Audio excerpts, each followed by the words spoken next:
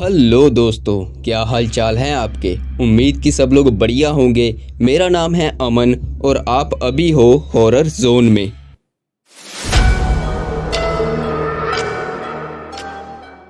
इस चैनल पे आपको रियल लाइफ स्टोरीज और रियल लाइफ इंसिडेंट ही देखने और सुनने को मिलते हैं। अगर आप भी अपनी ज़िंदगी का कोई ऐसा इंसिडेंट शेयर करना चाहते हैं जिसको याद करने के बाद आपके रोंगटे खड़े हो जाते हैं, तो डिस्क्रिप्शन में ईमेल दी हुई है, वहां पे जाइए और अपनी स्टोरी को सबमिट कीजिए। आज की स्टोरी से आपको डार्क मैजिक की पावर का पता चलेगा कि कैसे काला जादू आपकी ज़िंदगी को ख़त्म भी कर सकता है। आज की स्टोरी शेयर करी है मोहन ने, जिनकी ज़िंदगी में डार्क मैजिक का बहुत गहरा असर हुआ। तो बिना किसी देरी के चलिए बढ़ते हैं आज की स्टोरी की तरफ। मेरा नाम मोहन है और मेरी उम्र 27 साल है।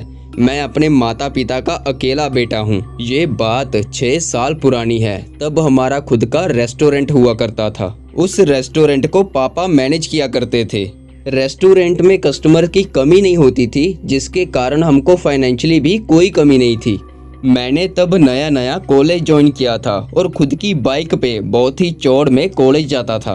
पैसे की कमी ना होने के कारण मेरे दोस्त भी बहुत थे। मुझे शो ऑफ करने में बहुत मज़ा आता था और मुझे ये भी पता था कि मेरे ही कुछ दोस्त अंदर ही अंदर मुझसे जलते हैं और ये जलन ही एक दिन मेरी बर्बादी का कारण बनेगी। काश मैं ये पहले समझ पाता। मैं अपने दोस्तों के साथ बहुत पार्टीज करता था। रात रात भर मैं घर से बाहर रहने लगा।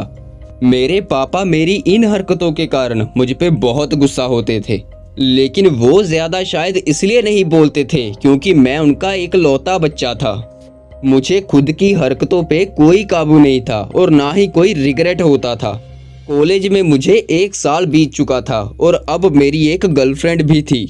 वो रात मुझे आज भी याद है। हर बार की तरह मैं रात को दोस्तों के साथ पार्टी कर रहा था।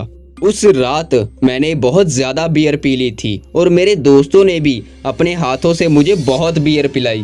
पार्टी करते हुए रात के 1 बज चुके थे कि मेरा सर एकदम से भारी होने लगा। मैंने अपने दोस्तों से बोला कि मैं घर जा रहा हूँ। मैंने अपनी बाइक ली और अपने घर की तरफ रवाना हुआ। बाइक चलाते चलाते मुझे ऐसा महसूस हो रहा था कि जैसे कोई मेरी बाइक की पिछली सीट पे बैठा हुआ है। मैंने बाइक की स्पीड बढ़ाई और जैसे तैसे अपने घर पहुंचा। जैसे ही मैं घर पहुंचा और अपने घर का मेन दरवाज़ा खोला तो मैंने देखा कि मेरी मम्मी मेरा हॉल में इंतज़ार कर रही थी। उन्होंने मेरे मुंह पे ज़ोर से तमाचा मारा और बोलने लगी कि मैं रात रात भर बाहर क्यों रहता हूँ, मैं इतनी पार्टीज क्यों करता हूँ, वगैरह वगैरह। मैंने मम्मी को बोला कि यार मम्मी, पहले से ही इतना सर दर्द हो रहा है और ऊपर से आपने तमाचा मार दिया। मम्मी ने सर दर्द वाली बात को इग्नोर कर दिया और बोला कि अच्छा ठीक है, लेकिन जब तुम सोने जाओगे ना तो सोने से पहले नहा ज़रूर लेना। ये बोलने के बाद मम्मी अपने रूम में सोने चली गई। मैं भी अपने रूम के बाथरूम में जाके नहाया और नहाने के बाद मैं अपने बेड पे लेट गया। मैंने जैसे ही आंख बंद करी तो मुझे अचानक से ऐसा लगा कि जैसे कोई मेरे कान में आके कुछ बोला हो। मैं एकदम से उठकर बैठ गया। मेरे पेट में भी बहुत ज़्यादा दर्द होने लगा। ऐसा लग रहा था जैसे कोई मेरे पेट में सुई लगा रहा हो। फिर मेरे दोनों बाजुओं में भी सेम दर्द होने लगा। ऐसा लग रहा था कि किसी ने मेरे बाजुओं में भी सुई लगा दी है। मैं ज़रा भी हिल डुल नहीं पा रहा था। मेरे सामने एक परछाई आके खड़ी हो गई। वो परछाई कुछ मंत्र पढ़ रही थी। मैं अंदर से बहुत ज़्यादा चीख रहा था, लेकिन बाहर से मैं कुछ नहीं बोल पा रहा था। ऐसा लग रहा था जैसे मेरे किसी ने होंठ सिल दिए हों। मैंने एक लंबी सांस ली और जैसे ही मैंने ज़ोर से चिल्लाने की कोशिश करी तो चिल्लाते चिल्लाते मेरी आंख खुल गई। जी हाँ, वो एक सपना था। मैं फिर से उठा और जब मैंने अपने बाजुओं को हिलाने की कोशिश करी तो मेरी बाजुएं हिल रही थी और मैं बोल भी पा रहा था। मेरी बॉडी में कोई पेन नहीं हो रहा था। फिर मैंने यही सोचा कि वो एक बुरा सपना था, तो मैं उस रात आराम से सो गया। सुबह हो चुकी थी और मैं अभी भी सोया हुआ था। मम्मी मेरे रूम में आई और मुझसे पूछने लगी कि मैं रात को कितने बजे घर आया। मैंने लेटे लेटे नींद में ही मम्मी को जवाब दिया कि मम्मी आपको पता तो है कि मैं रात को कितने बजे आया था, आपने तो मुझे रात में तमाचा भी मार दिया था। मम्मी से जो मैंने सुना उसके बाद मैं हैरान हो गया। मम्मी बोली, मैंने तुझे तमाचा कब मारा? मैं तो रात को 10 बजे ही सो गई थी क्योंकि मुझे कल बुखार था। तब इस बात को मैंने थोड़ा हल्के में भी लिया क्योंकि रात को मैं नशे में था और मुझे यही लगा कि मैंने नशे में सब कुछ इमेजिन किया होगा। मैं उठा और बाथरूम में रोज की तरह नहाने चला गया।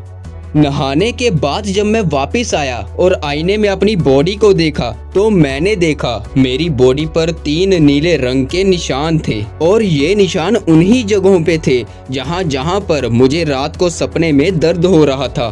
मैं उस दिन बहुत ही ज्यादा गुमसुम फील कर रहा था।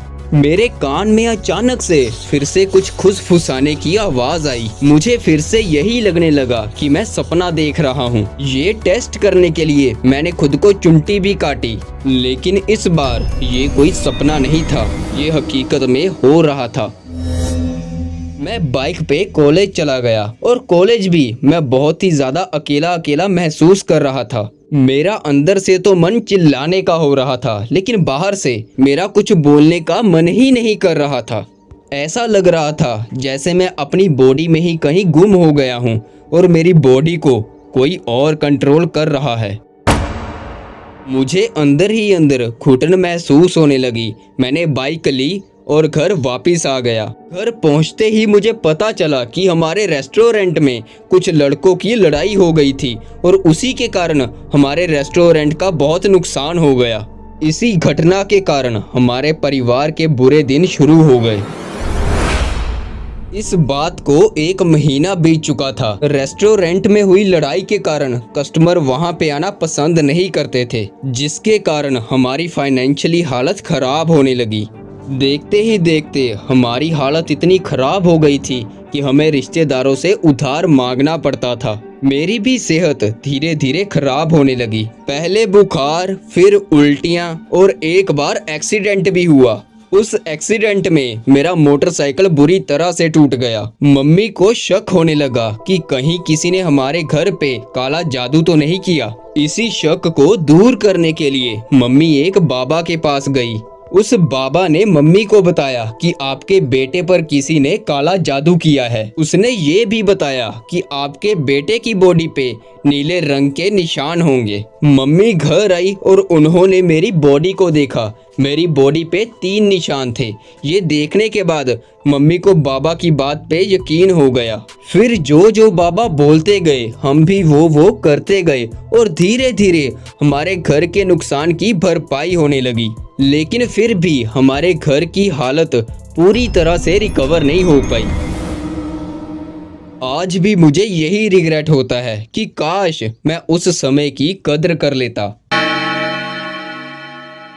इसी के साथ हमारी आज की स्टोरी खत्म होती है। अगर आपको ये स्टोरी अच्छी लगी हो तो वीडियो को लाइक कीजिए और ऐसे ही रियल लाइफ स्टोरीज और देखने के लिए चैनल को सब्सक्राइब कीजिए। धन्यवाद।